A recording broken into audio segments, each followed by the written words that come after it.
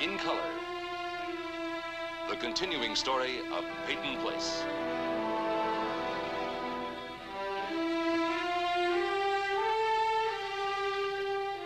Starring Dorothy Malone as Constance Mackenzie, Ed Nelson as Michael Rossi, Ryan O'Neill as Rodney Harrington, Barbara Parkins as Betty Anderson, Tim O'Connor as Elliot Carson, Christopher Connolly as Norman Harrington, Patricia Morrow as Rita Harrington, James Douglas as Stephen Cord.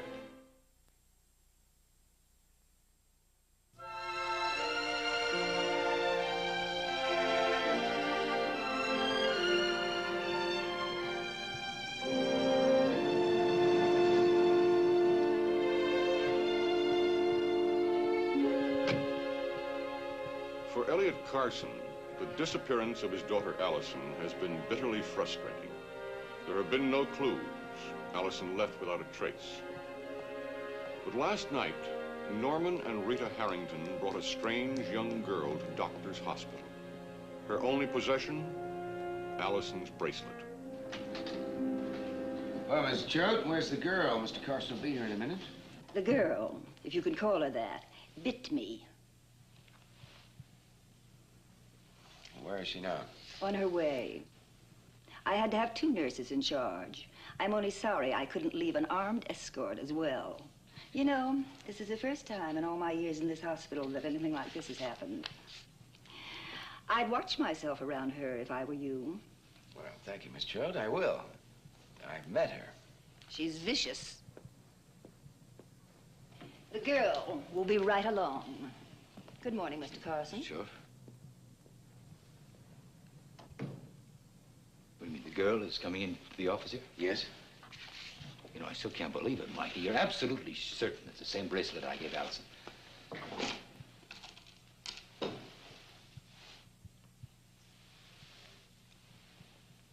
still can't believe it.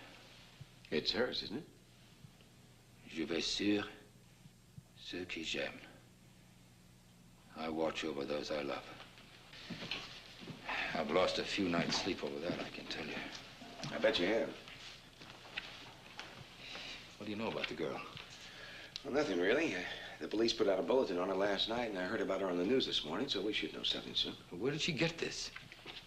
I don't know. She won't talk. I know Allison was very fond of it. So was this girl. I tried to look at it when she came in, and she attacked me with a pair of surgical scissors. I finally got it away from her after she'd fallen asleep. But she's violent. That could Well, mean... let's just say she's very fond of that, huh? Mike, Allison wouldn't have parted with this unless someone forced her. And if this girl is... Allison could have lost it, you know. But the link has been broken. It's broken, Mike. Elliot, just a minute.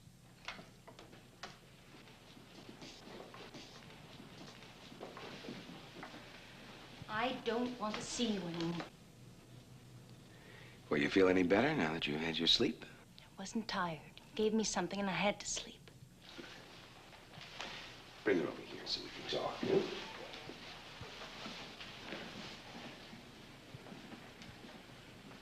Who's he? He's a friend. He wants to talk to you.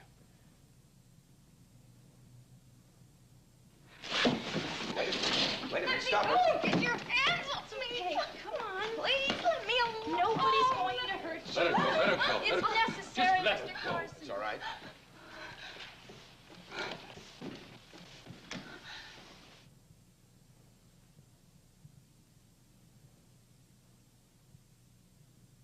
Miss, I'm not going to hurt you. I'm not even going to touch you.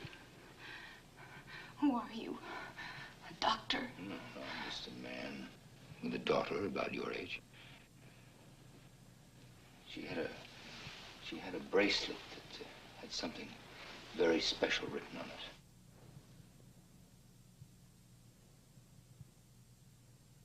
This bracelet. Give it to me. It's not yours. He stole it from me. It's my daughter's. I know because I gave it to her. It's mine. Why, did she give it to you?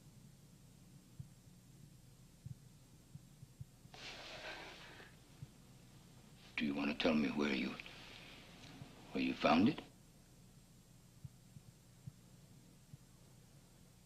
Look, miss, my wife and I have a daughter, and she's lost. We're trying to find her. Her mother and I love her very much. We just want to bring her home again. Maybe she doesn't want to come home. Oh, I think she does. I mean, I don't know, really.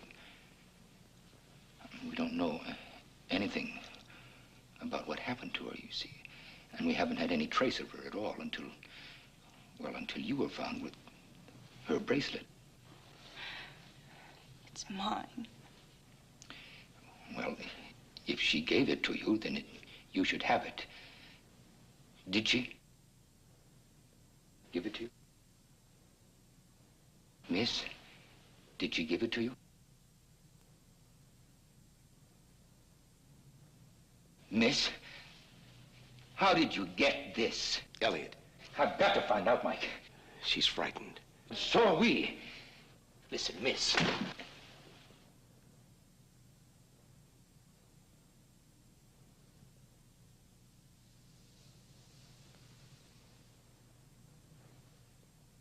Take it back.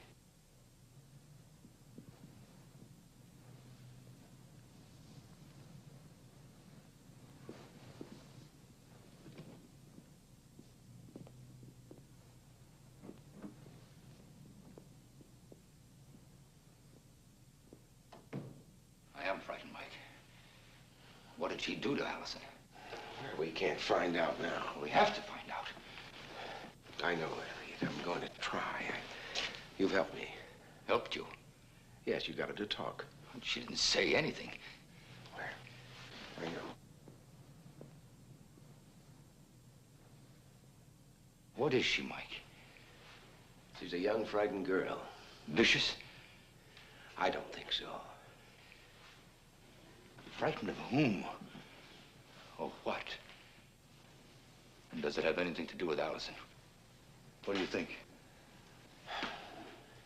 I think it must be something that, well, took a long time to form. Something that, well, I doubt if it only has to do with Allison.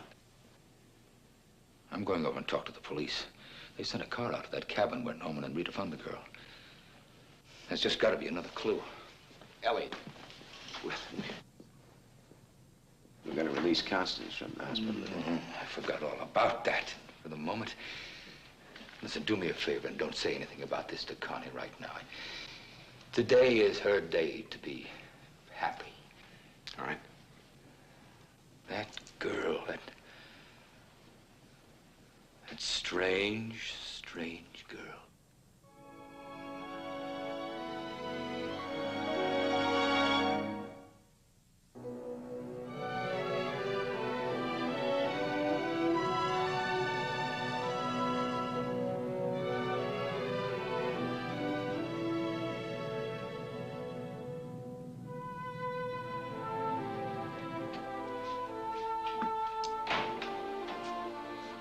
Hey, Stephen. Is court out for the day? Short recess. Want some coffee? No, thanks. How are things in court? Routine. Can I talk to you a minute? Oh, sure. I called the garage just now. The message service said you were in town. Oh, I was bringing the Clarion truck back. Big distributor problem. But you don't want to hear about that. Tell me, how is it going? Don't you say routine. Fowler had Chris Webber on the stand. Have you cross-examined? Not yet. You really remember the routine. From the inside out. Well, try putting yourself back on the inside. Now, you know what it's like to be in Lee Webber's shoes. I don't have to tell you. Well, then don't. Just tell me, what is this all about? What were you doing out with his wife? I wasn't out with Sandy. You were driving her around. I was driving her home. Well, it looks the same. It isn't. You think anyone who saw you knew the difference? You looked like you were out with her. Stephen, the last time you talked like this, I could understand it. But that's over. I'm not on trial anymore. But when you were, you needed all the friends you could get, or have you forgotten? No, I haven't forgotten. And I don't mean the kind of friend who keeps the defendant's wife from getting lonesome. Now, you say it looked perfectly innocent. Well, that's not the impression you gave. I should worry about impressions.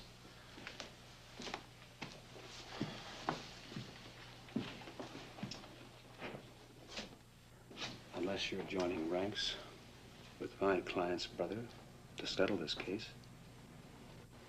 Oh, Stephen, you can't be serious.